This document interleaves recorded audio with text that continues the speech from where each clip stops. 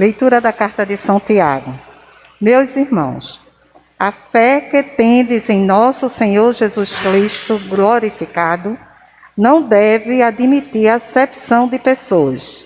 Pois bem, imaginai que na nossa reunião entra uma pessoa com anel de ouro no dedo e bem vestida, e também um pobre com sua roupa surrada, e vós dedicais atenção ao que está bem vestido, dizendo-lhe: vem sentar-te aqui à vontade, enquanto dizeis ao pobre: ficai aí de pé, ou então, senta-te aqui no chão, aos meus pés. Não fizeste então discriminação entre vós? E não vos tornastes juízes com critérios injustos? Meus queridos irmãos, escutai. Não escolheu Deus os pobres deste mundo para serem ricos na fé e herdeiros do reino que prometeu aos que o amam? Palavra do Senhor. O Senhor esteja com vocês. Ele está no meio de nós. Proclamação do Evangelho de Jesus Cristo, segundo Marcos. Glória a vós, Senhor. Naquele tempo, Jesus saiu de novo da região de Tiro, passou por Sidônio e continuou até o mar da Galileia, atravessando a região da Decápole. Trouxeram-lhe então um homem surdo-mudo. Pediram que Jesus lhe impusesse a mão. Jesus afastou-se com ele para fora da multidão. Em seguida, colocou os dedos nos seus ouvidos, cuspiu e com a saliva tocou a língua dele. Olhando para o céu, suspirou e disse: Éfatá, que quer dizer abre-te. Imediatamente seus ouvidos se abriram, sua língua se soltou e ele começou a falar sem dificuldade. Jesus recomendou com insistência que não contassem isso a ninguém. Mas quanto mais ele lhe recomendava, mais eles o divulgavam. Muito impressionados diziam: ele tem feito bem todas as coisas. Aos surdos faz ouvir, aos mudos faz falar. Palavra da salvação. Glória a vós, Senhor. Minhas irmãs, meus irmãos, nós cremos e porque cremos estamos aqui reunidos, celebrando essa Eucaristia, revivendo a memória daquele em quem depositamos a nossa confiança. Ele mesmo nos ensinou que a nossa fé deve ser comprovada no dia a dia, dentro da nossa vida, dentro dos acontecimentos que compõem uma existência humana e vão construindo aos poucos a nossa história pessoal. Por isso, a Bíblia chama-se também História da Salvação. Há muita gente que gostaria que não fosse assim. Gostaria que houvesse uma separação, que a religião fosse praticada à margem da vida. Uma coisa é a vida, outra coisa é a religião. Por quê?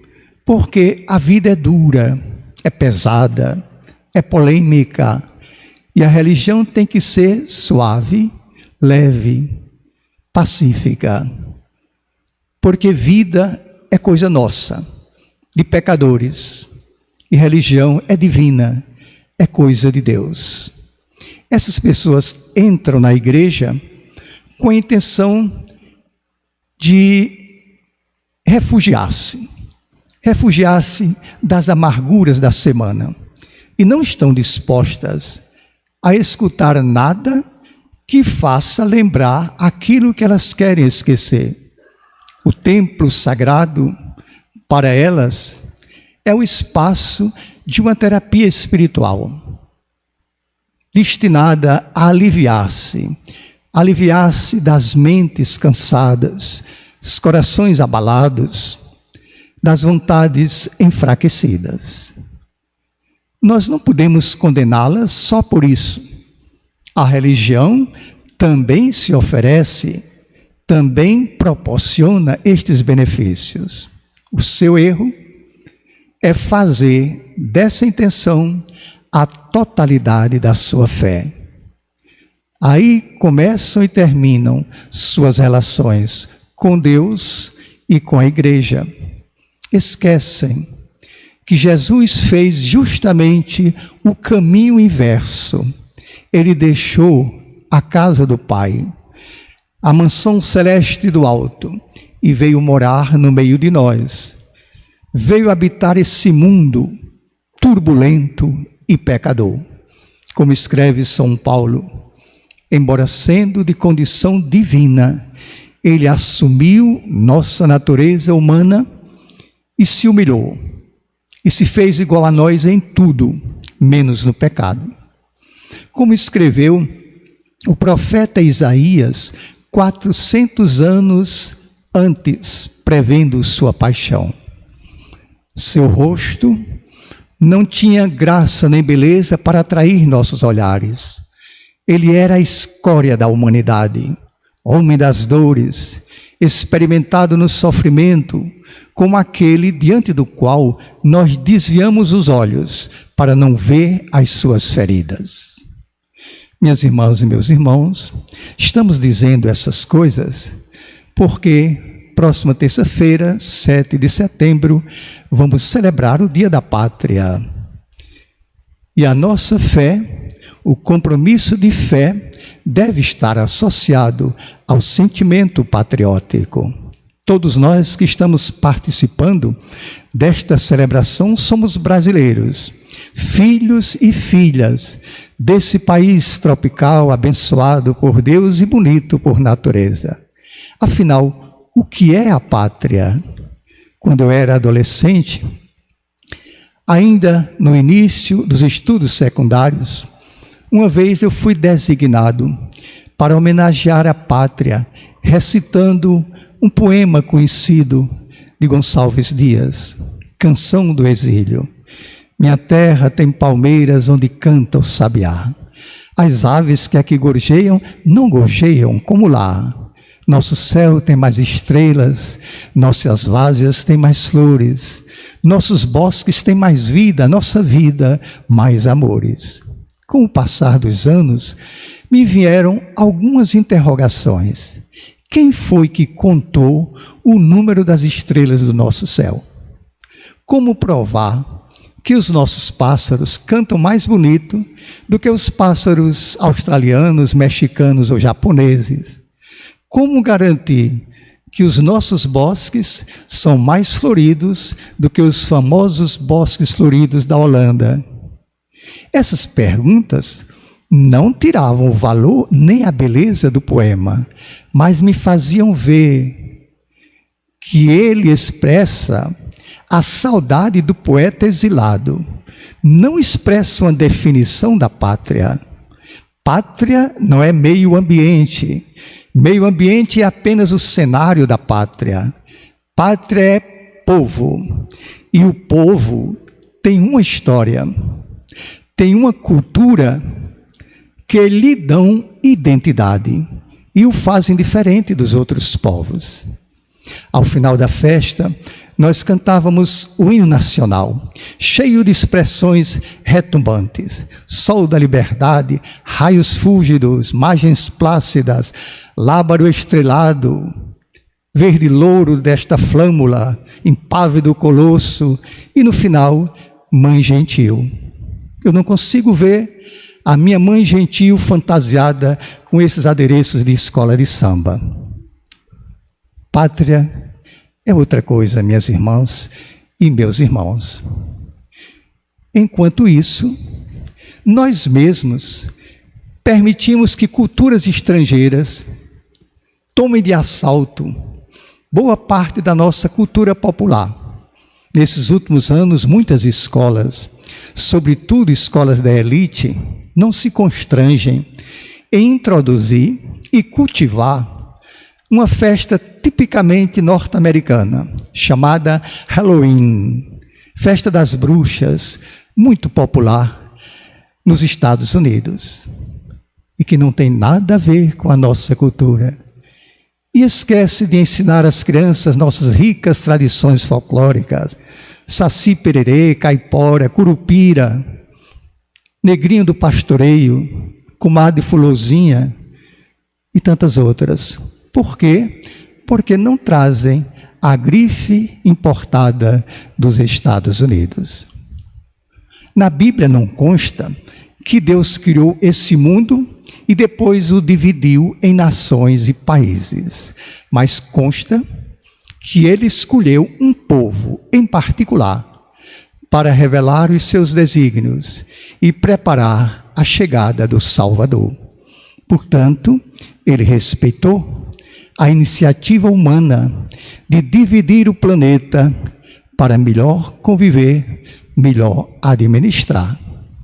No entanto, quando Jesus fez essa experiência junto do povo de Israel, ele deixou claro que existem valores muito mais importantes do que o sentimento patriótico, do que o nacionalismo, sobretudo o valor da vida. Se um dia ele proclamou, eu vim para que todos tenham vida, ele estava se referindo a todos os habitantes do planeta Terra, sem nenhuma discriminação de fronteiras geográficas. Mas por isso mesmo, ele enfrentou o ódio de um grupo fanático de fundamentalistas, quando um dia ele curou o servo de um oficial romano, pagão, estrangeiro, e ainda elogiou a sua fé. Essas pessoas tiveram um surto de ódio e pegaram em pedra para apedrejá-lo. Enquanto estes não admitiam reconhecer a religião estrangeira pagã, Jesus ensina claramente que a fé não tem pátria e que a vida de qualquer pessoa em qualquer parte dessa terra é o primeiro e o maior dom do Criador.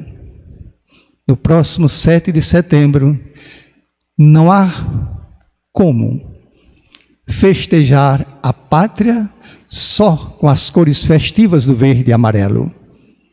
Elas se misturam com as cores cinza escuras que sobraram da devastação e do incêndio das nossas florestas.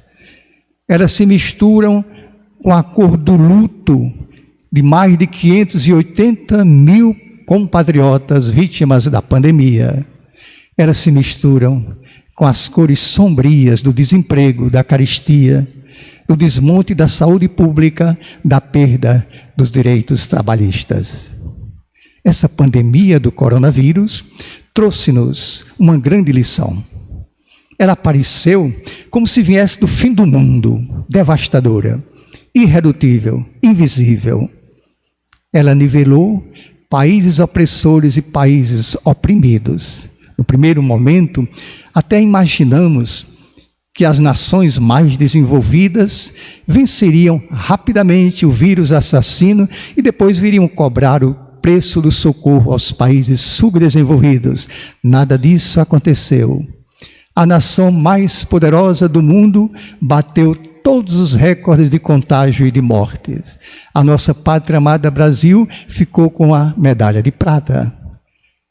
As UTIs foram ocupadas por bilionários como por assalariados. E a economia de mercado escondeu suas fortunas ao perceber que não teriam como exercer controle e faturar grandes lucros. Considerando todos esses fatores, a Conferência Nacional dos Bispos do Brasil convida-nos a associar a estas celebrações festivas uma outra celebração, a abrir os olhos e escutar o grito dos excluídos nas ruas e praças do país. A vida em primeiro lugar é sua legenda. É o clamor de milhões de brasileiros que, embora morando na mesma casa, na mesma pátria, estão excluídos de desfrutar as suas riquezas e assim viver com dignidade, com segurança. Uma vida segura e digna exige o alimento, exige a moradia, exige a saúde, exige a educação, exige o lazer. Não se trata de um grito desesperado, um grito de revolta. É um grito de fé e solidariedade. Ele não sai da nossa boca para fora, não. Ele parte, em primeiro lugar, da nossa consciência, consciência humana, cristã e cidadã. E ele passa pelo nosso coração. Nós gritamos porque amamos. A criança grita porque confia no amor da mãe. Se nós não amássemos, ficaríamos calados na nossa zona de conforto e de alienação. E ele chega às nossas mentes.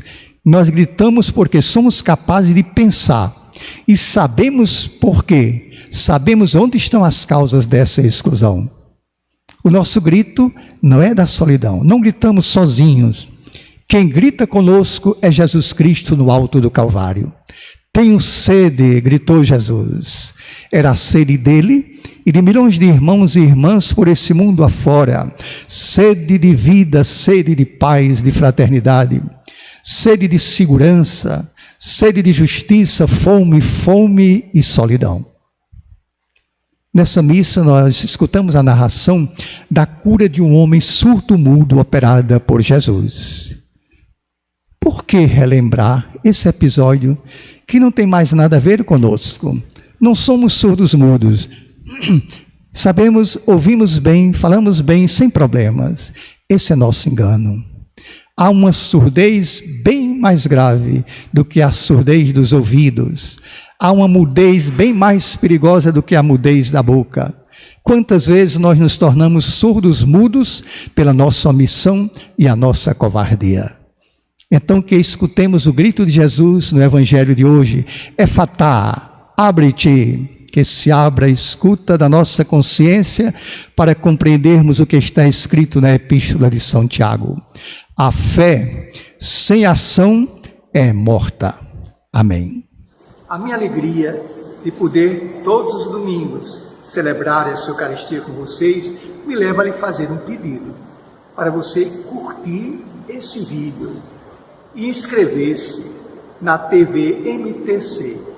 Você está contribuindo para a formação da classe trabalhadora, está contribuindo também para ampliar a consciência de que nós devemos comunicar nossos valores, nossas convicções, nossos sonhos, e isso tudo através dessa fabulosa tecnologia.